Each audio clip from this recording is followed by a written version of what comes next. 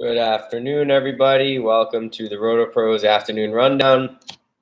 Josh here with RotoPros.com. We have a 1-week free trial going on right now with a bunch of really good lineup skeletons and just a bunch of good coaching for all the sports going on right now, all the major ones. We got baseball season around the corner, and Chris Harris and myself are and Rob working very hard to provide you with the best content.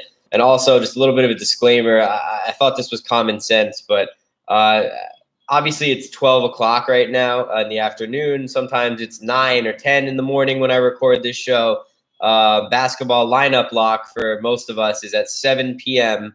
Eastern time on any given night. So with a sport like NBA, where guys literally their status changes 10 times throughout a day and lineups change, and basically a lot of my information and my analysis from this early in the day is off of some assumptions that don't always hold out to be true. I thought it would be kind of common sense that you take this advice at 12 or 10 a.m. with a grain of salt and check back in or sign up with RotoPros to get the real information closer to lineup lock. I thought that was common sense, but maybe it's not to some people out there. So, So, yes, this is early information. It's an early look, but things change quite drastically throughout the day. So you have to sign up and be an actual member of our services for the best possible and most accurate and best information, period. It's not even available right now. I couldn't give it to you even if I wanted to. So just sign up with RotoPros. It's $15 a month and a free week. It's 50 cents a day. Come on. Better to do that than troll the comment section, in my opinion. But anyway, starting with point guards today. It's only a 5-game slate, so we don't have many expensive options. Russell Westbrook is probably the safest, expensive, cash. You know what you're going to get with him situation. Oklahoma City needs to win every game right now, and the Pacers present a good opportunity for them to do that. Devin Booker, another point guard I like tonight. This is DraftKings we're talking. Washington is a team that is just in free fall mode right now. Bradley Beal's even getting some rest, but defensively, we'll get to DeAndre Ayton later. I like to target big men against Washington. I do like Devin Booker tonight as he'll continue to play the point and kind of get some extra point guard stats that makes him more appealing to me. I like it when he racks up assists because we know he's a great scorer. We know he hits his threes.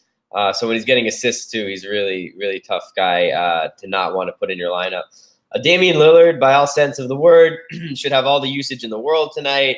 I wouldn't be surprised if he had 100 points, but the bottom line is Chicago is extremely shorthanded, so that game probably won't be very close for very long. Damian Lillard will probably only have to play about a half of his normal minutes, so he's a GPP play at best tonight.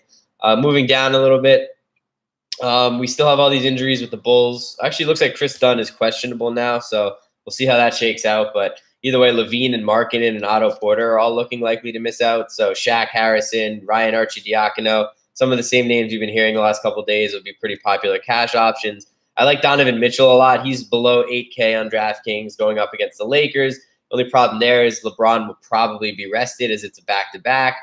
And he's missed the last couple back-to-backs. So I wouldn't be surprised if Utah at home runs away with that one, especially if there's no LeBron.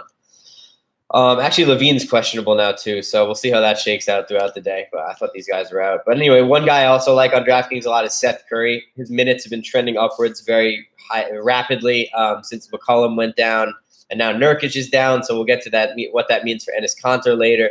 But Seth Curry's only 4,200, and he's playing. I wouldn't be surprised if he played upwards of 35 minutes tonight, even with a blowout. So 4,200 on DraftKings, I don't mind that at all. And lastly, Elio Kobo. Not someone I love or anything, but he's 3K, bare minimum on DraftKings in a good matchup against the Wizards. He's looking at 20, 25 minutes tonight, so you could do a lot worse. And Wayne Selden, too. It's another guy I'm looking at, but we'll see. That's dependent on these injuries to the guards for the Bulls, so we'll check back with that later. Moving over to shooting guard, Devin Booker and Bradley Beal are going to be your top expensive options. I struggle to not want to pick guys who aren't playing for much at the moment, and just feels as if Beal's hit a little bit of a wall, or if he's maybe just a little lack of motivation. The matchup is there, But he could be run down, honestly, for lack of a better word, too. I don't know. There's nothing to really suggest that. He's still playing 35 minutes a night. So Bradley Beal's pretty safe. I would call him a cash play. No, he's kind of across the board. Beal and Booker I like a lot. Donovan Mitchell we just discussed. The Bulls guard situation we have to circle back on later because that's drastically changed since I wrote my article. I was writing under the assumption that Levine and Dunn were both out, so we will look at that later. Joe Ingles, again, he's got a good matchup, but that could be a blowout. Satoransky, I prefer him to Beal probably just because they can do similar things, except Beal's a much better scorer and you get much bigger of a discount on Satoransky. So. And also, if Booker's playing the 2, we'll see who starts at the point guard for Phoenix tonight.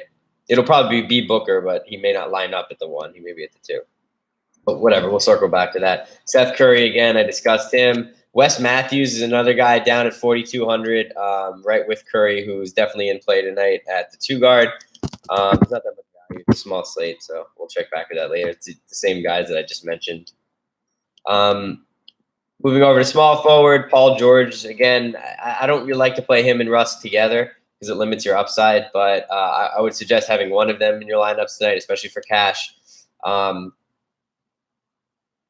It's just really not that much value. I guess some of the cheaper forwards on Portland, like Al-Farouq Aminu, Mo Harkless, those are some guys that, regardless of the blowout, should be in there tonight. Shaq Harrison, his price is getting up. And we'll see if Levine plays, but I would say he doesn't. That'd be my guess. Ariza's probably going to miss this one. I thought he was going to miss the last one. He ended up playing, but I don't think he's going to play tonight. So that gives the Troy Brown Jr. a bump. Mikal Bridges should get a bump for Phoenix, but that's also assuming Josh Jackson misses out. So there's a lot of speculation right now. We got to check back later. There's not that much definitives at the moment. Oh, man, so now apparently Lauri Markkanen's questionable too. So, this is the one problem with doing a show earlier in the day, but this Chicago situation is probably going to be it's going to dictate the value tonight. Lauri Markkanen, Zach LaVine, and Chris Dunn are all questionable. I don't think all 3 of them are going to play, but depending on how many of them miss out and who of them they are, Shaq Harrison, Ryan Arcidiacono, and Wayne Selden are all in play. But we don't know for now. So, anyway, power forward, Paul George, Kevin Durant. George is safer for cash. Durant's more of a GPP play. Lauri Markkanen, he's questionable at the moment, but if he play, I would say he's probably the most likely to play out of their 3 stars. Thomas Bryant is someone who should be in there at cash lineups tonight. He's 6K on DraftKings. He's been getting like 35 minutes a night as a starter. The Wizards are running with Bryant and Portis at their starting big men for the rest of the year. So Bryant's getting a good look, and the minutes are there, and he's getting pretty close to where I don't want to take him because of his price, but maybe squeeze another game or 2 out of him. Derek Favors is someone I like for cash too. Big prime plus matchup against the Lakers. Zach Collins should get a bump tonight with Nurkic out. They're not going to give every single one of their minutes to Cantor, so Zach Collins would get some extra ones as well.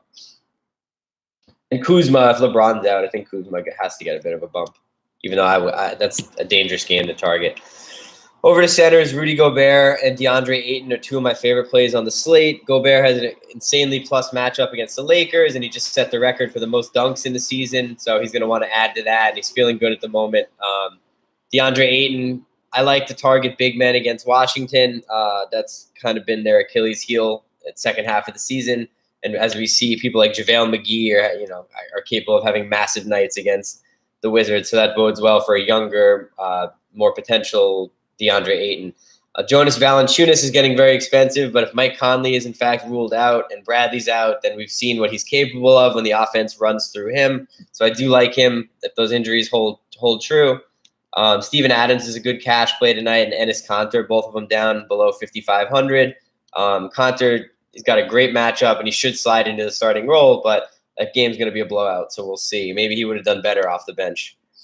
Anyway, that's it for now. I don't want to give too much information this early in the day. We'll check back later. RotoPros.com.